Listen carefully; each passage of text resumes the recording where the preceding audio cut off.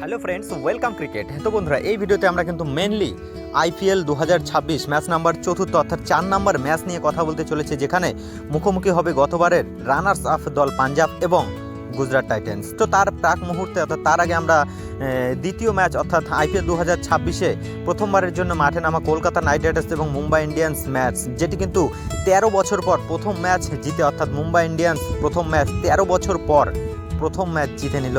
অর্থাৎ আইপিএলের প্রথম ম্যাচ কিন্তু মুম্বাই ব্যাক টু ব্যাক 13 বছর তারা যে খেলেছিল প্রথম ম্যাচ হেরেছিল। তো সেক্ষেত্রে প্রথম ম্যাচ জিতে যথেষ্ট ভালো পজিশনে মুম্বাই, কেননা সে মুম্বাই দলটি দেখলেই বোঝা যায় ভাই ইন্ডিয়ার কারেন্ট ন্যাশনাল টিমের 5 থেকে 6 জন খেলোয়াড় যারা কিন্তু মুম্বাই ইন্ডিয়ান্স দলে রয়েছে।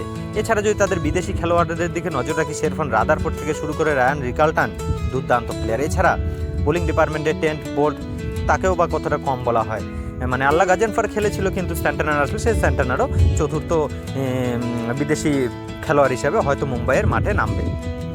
এছাড়া কলকাতার দিকে নজর রাখলে কলকাতা 4 জন বিদেশি যারা নামিয়েছিল, ক্যাম গ্রিন, ফিন অ্যালেন, এছাড়া যদি আমরা দেখি মুজারবানির সঙ্গে সুনীল নারিন, এই 4 জন খেলোয়াড়কে মাঠে নামিয়েছিল। যদিও মুম্বাইয়ের বিপক্ষে ওয়াংখেড়ে স্টেডিয়ামে 220 রান করেও ম্যাচ হারতে হয়েছিল, কেননা বোলিং একটা কেকেআরের সমস্যা, সেটি ম্যাচ শুরুর প্রাক মুহূর্তে। এবং তোমরা যারা ক্রিকেট ফলো করো সকলেই জানো যে হ্যাঁ, কেকেআরের বোলিং কিন্তু পাথিরানা এবং মুস্তাফিজ না থাকায় ব্যাপকভাবে কিন্তু অ্যাকচুয়ালি ডাউন হয়ে গিয়েছে। তো হয়তো আমরা আশা করতে পারছি যে এপ্রিলের ফার্স্ট উইকের মধ্যে পাথিরানা কেকেআর শিবিরে যোগ দেবে, কেননা এমনই খবর বিভিন্ন সোর্স থেকে বেরিয়ে এসেছে। তো যোগ দিলে কিন্তু অবশ্যই কেকেআরের বোলিং একটু হলেও উন্নত হবে।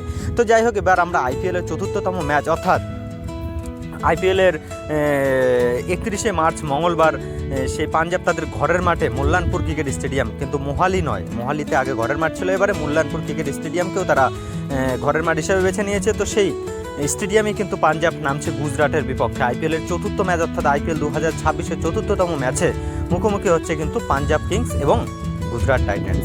তো পাঞ্জাব কিন্তু গত মরশুমে তাদের দ্বিতীয়বারের জন্য ফাইনাল খেলেছিল, তারা সেখানে ফাইনাল ম্যাচ তারা রয়্যাল চ্যালেঞ্জার্স ব্যাঙ্গালোরের কাছে হেরে যায়। তো যাই হোক, হেরে যাওয়ার পরে কিন্তু পাঞ্জাব দল গত বছর কিন্তু দুর্দান্ত খেলেছিল শ্রেষ আয়ারের নেতৃত্বাধীনে।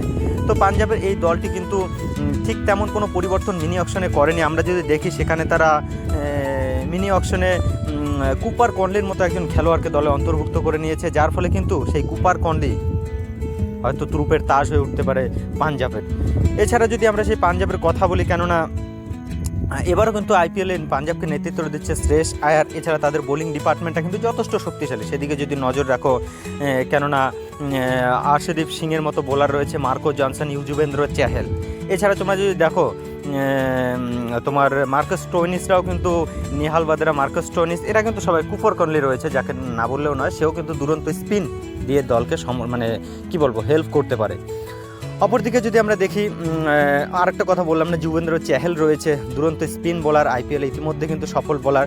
এছাড়া আমরা গুজরাট টাইটেন্সের কথা বললে সেখানে অবশ্যই তাদের টপ 3 অবশ্যই কিন্তু একটা সবসময় ফর্মে থাকে, বিশেষ করে সেখানে শুভমান গিল, সাই সুদর্শন এবং জস বাটলার। এছাড়া ওয়াশিংটন সুন্দর রয়েছে কিন্তু নতুন জেসন হোল্ডার, নতুন এবার কিন্তু সেই জেসন হোল্ডারকে তারা নিজেদের দলে সই করে নিয়েছিল, কেননা শেরফান রাদারফোর্ডকে তারা মুম্বাই দিয়েছিল, যার ফলে জেসন হোল্ডার কিন্তু সেই জিটিতে চলে এসেছে। রাহুল তেওয়াটিয়া, রশিদ খানের মতো একজন অলরাউন্ডার, দুটো অলরাউন্ডার রয়েছে। জেসন হোল্ডারও যদি অলরাউন্ডার, সেটা পেস বোলার অলরাউন্ডার। এছাড়া রাবাডা, মোহাম্মদ সিরাজ, প্রসিদ্ধ কৃষ্ণা, তার দিকেও কিন্তু নজর থাকবে। সাই কিশোর তো আর এক মূল্যবান বোলার বলা চলে সেই গুজরাটের। তো অবশ্যই কিন্তু ম্যাচটি টাফ হবে না দুই টিমের পক্ষে, মানে দুই টিমের পক্ষে সহজ হবে না ম্যাচটি জেতা, কেননা আমরা যদি দেখি অপরপক্ষে গুজরাটের 4 জন বিদেশি প্লেয়ার হলো বাটলার, রশিদ খান, কাগিজো রাভাডা এবং সেখানে আমরা যদি দেখি জেসন হোল্ডার, এই 4টা প্লেয়ার খেলবে। অপরদিকে যদি আমরা দেখি পাঞ্জাবের, সেখানে কুপার কনলি, মার্কো জনসন, এছাড়া বেন ডারউইস এবং মার্কাস স্টোইনিসের মতো খেলোয়াড়রা কিন্তু অবশ্যই ত্রুপের তাস হয়ে উঠতে পারে।